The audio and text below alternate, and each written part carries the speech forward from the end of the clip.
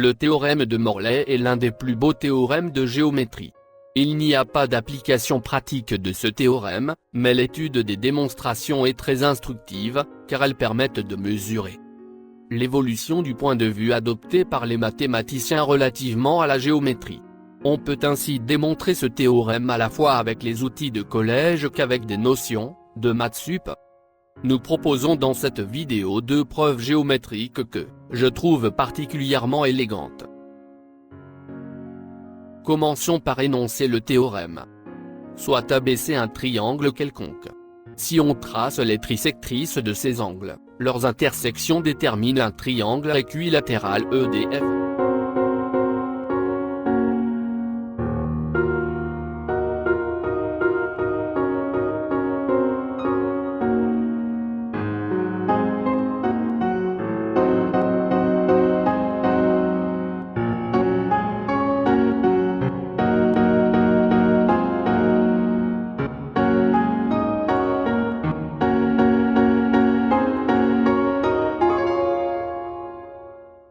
Démontrons le théorème de Morley en plusieurs étapes.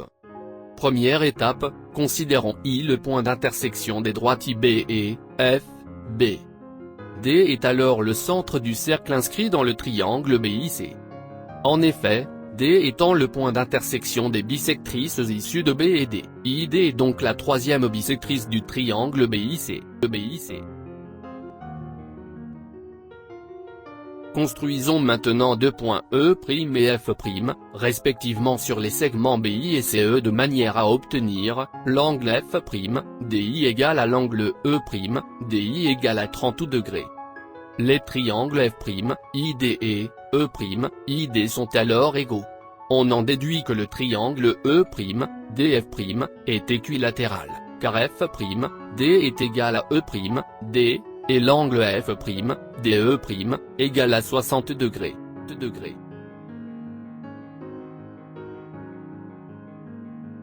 Dans une troisième partie, nous montrons que les points E' et F' sont confondus respectivement à E et F.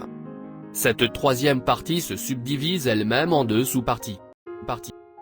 Appelons D1 le symétrique de D par rapport à la droite CI, D2 le symétrique de D par rapport à la droite BI. Par construction, les distances des deux E', F' et D1 F' sont égales, car E', DF' est un triangle équilatéral. Nous allons montrer que les points des deux, E', F' et D1 sont cocycliques. Appelons O l'intersection des bisectrices des angles E', F' D1 et E', F' D2. Les triangles OF', E', OD1F et OED2 sont alors égaux. On en déduit la relation suivante. OD1 égale à OF' égale à OE' égale à OD2. Les points D1, E', F' et D2 sont donc situés sur le même cercle de centre O. Il nous reste maintenant à montrer que ce cercle de centre O, qui passe par D2, E', F', D1, passe aussi par A. On sait déjà que l'angle des deux AD1 est égal à 3A. Si on montre que l'angle au centre des deux OD1 est égal à 6A, on a gagné en utilisant la réciproque de l'angle au centre.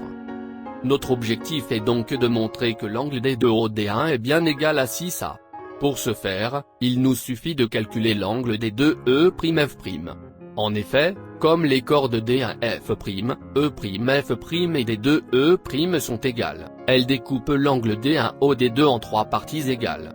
De plus, D2, E' et F' sont sur le cercle de centre O. Si on a l'angle des deux E', F', on peut aussi avoir l'angle au centre. Passons donc à l'action en cherchant à calculer l'angle des deux E', F'. Pour simplifier les notations, on peut supposer les angles du triangle ABC valant 3A, 3B, 3C. On a A plus B plus C égale 60 degrés. En nous plaçant dans le triangle BDC, on trouve facilement que l'angle BDC est égal à 120 plus A. En nous plaçant dans le triangle BIC et en posant gamme égale à l'angle BID, on obtient la relation B plus C plus gamma égale 90. En nous plaçant dans le triangle IDC, on trouve immédiatement que l'angle IDC est égal à 90 plus B. Par symétrie, l'angle BDI est égal à 90 plus C. Traçons la droite PD avec la contrainte suivante, l'angle PD, B est égal à C. Dans ce cas, le triangle PID est rectangle. Cette remarque nous permet de trouver l'angle BE'D qui est égal à 60 plus A. On peut maintenant calculer l'angle D2E'D qui est égal à 180 moins 2A. D'après le théorème du centre obtus, l'angle D2OF' est bien égal à 4A, ce qui permet de conclure que D2OD1 est bien égal à 6A. Tout cela montre que E' et F' sont situés sur les trisectrices de BAC. On en déduit que E' est égal à E, F' est égal à F. Ainsi, EDF est bien équilatéral.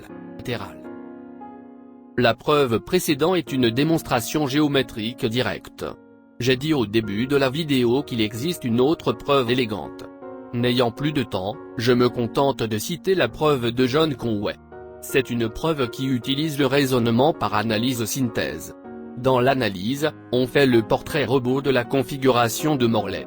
Dans la synthèse, on cherche à construire une telle configuration en partant d'un triangle équilatéral.